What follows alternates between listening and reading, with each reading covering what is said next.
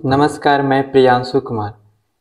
यदि आप इस सीएमसी के सेंटर से 10 किलोमीटर या आसपास के क्षेत्रों से हैं तो यह वीडियो आपके लिए है। सर्वप्रथम आप सभी को राष्ट्रीय पर्व गणतंत्र दिवस की हार्दिक शुभकामनाएं।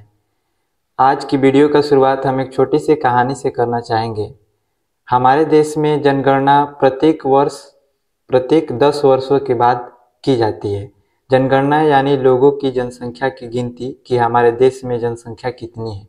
हालांकि इस मामले में हमने सबसे उच्चतम शीर्ष पे पहुंच चुके हैं, चीन को पीछे छोड़ते हुए। यह बात है 1931 की, जिस समय देश की जनसंख्या जब जनगणना हुई 1921 में हुई थी, उसके बाद 31 में होती है। और उस समय भारतीय जो थे, हालांकि 1931 में हम आज़ाद नहीं थे, हमारे ऊपर अंग्रेज़ों का शासन था और कहा जाता है वह काफ़ी क्रूर शासक थे। तो उस समय 1931 में भारतीयों की जनसंख्या जो थी उस जनगणना में, यह एग्जैक्ट 35.9 करोड़ या आप लगभग 36 करोड़ के आसपास मान सकते हैं।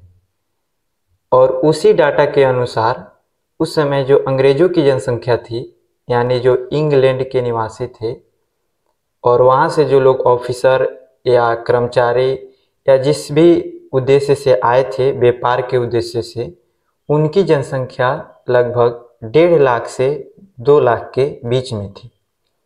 एक ऐसा देश जिसके पास इतना बड़ा भूभाग है, इतनी बड़ी जनसंख्या है और उसके ऊपर कुछ चंद लोग शासन कर रहे हैं, फिर भी हम दोष उनको दे रहे हैं जो हम पे चंद लोग शासन कर रहे हैं।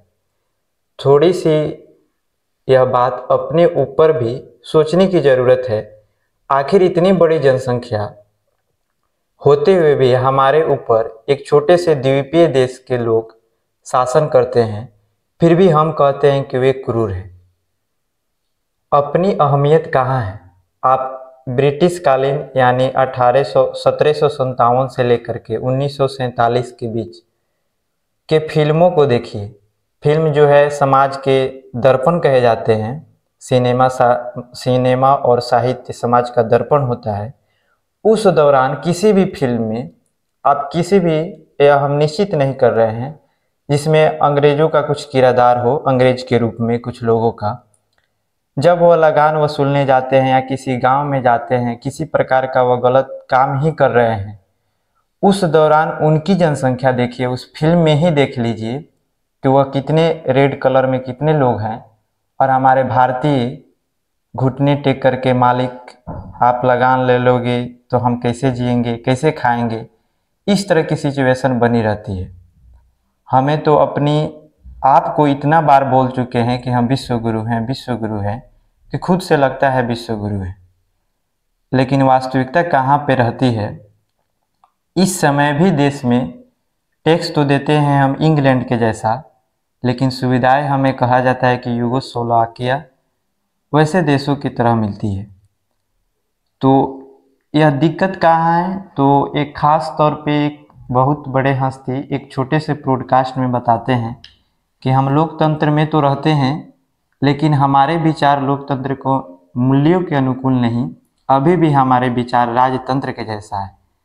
हम अपने लोकतंत्र, स्वतंत्रता, समानता, भ्रातृत्व, संयोग से जन्म ही ऐसे समय में हुआ है कि ये चीज़ें ऑटोमेटिक जन्म से मिल गई है।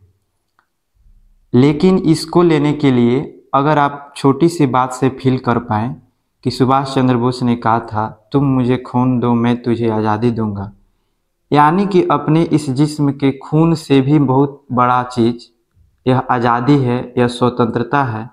और सौभाग्य से ऐसे समय में हम जन्म लिए हैं। दुनिया में बहुत प्रकार के शासन हैं, जिसमें से एक लोकतंत्र है, यानी लोगों का शासन। तानाशाही है, राजतंत्र है, सैनिक शासन व्यवस्था है। यह कितना बड़ा कोइंसिडेंस है कि हम भारत जैसे देश में हैं, इतनी ज़्यादा विविधता, फिर भी लोकतंत्र की शासन व्यवस्था है। इसे बनाए रखने के लिए देश में मजबूत लोगों की ज़रूरत है, जागरूकता की ज़रूरत है। आखिर ऐसा इसलिए हो पाया, कुछ चंद लोग इसलिए शासन कर पाए कि हम अनुशासित नहीं थे, शिक्षित नहीं थे, डिसिप्लिन जिसे बोलते हैं, ये सभी नहीं थे। आज भी उसी प्रकार है। यह देश जिसे चलाने के लिए इन लोगों ने काफ़ी परिश्रम किया और यह कॉन्स्टिट्यूशन ऑफ इंडिया जो एक संविधान हमारे देश के लिए तैयार किए, एक आइन जिसमें हर व्यक्ति हर भारतीय अपना चेहरा देखकर संवार सकता है और सुंदर बन सकता है। तो यदि आप इस एरिया से हैं या कहीं से भी हैं, अगर आप 10 बजे तक, सुबह की मौसम है, हो सकता है आप बिस्तर से ही सुन रहे हो या जहाँ से भी सुन रहे हो, जीवन को थोड़ा दूसरे एंगल से देखें। हमेशा हमारे सोच में यह रहता है कि दूसरे हमें एब्जॉर्ब कर रहे हैं, देख रहे हैं, दूसरे क्या कहेंगे, लोग क्या कहेंगे। लेकिन इस तरह से जीवन टॉक्सिक होते जाता है, हम खुद को जी नहीं पाते हैं। एक व्यक्ति था जिसने कहा कि यदि आप जीवन में आनंद चाहते हैं तो आप वो बने जो आप स्वयं हैं। दूसरे के क्राइटेरिया को फुल करते करते आप खुद को ना बदल दें। स्टूडेंट हैं या किसी प्रकार के जॉब में हैं, फार्मर हैं, तो आप सीएमसी में न जानते हुए भी, न इनविटेशन पहुंचते हुए भी, अगर किसी प्रकार का कोई इन्फॉर्मेशन ना भी पहुंचा हो, तो इस गणतंत्र दिवस राष्ट्रीय पर्व के नाते आप आइए। हमारे यहाँ छोटे से बच्चों का एक छोटा सा प्रोग्राम है, सांस्कृतिक कार्यक्रम। इसमें अपना छोटा सा एक योगदान दर्शक के रूप में थोड़ा सा आज गणतंत्र दिवस के बारे में भी जानेंगे, थोड़ा सा मनोरंजन भी होगा और इस स्वतंत्रता को और खुलकर स्वतंत्र बनाएं और जिए।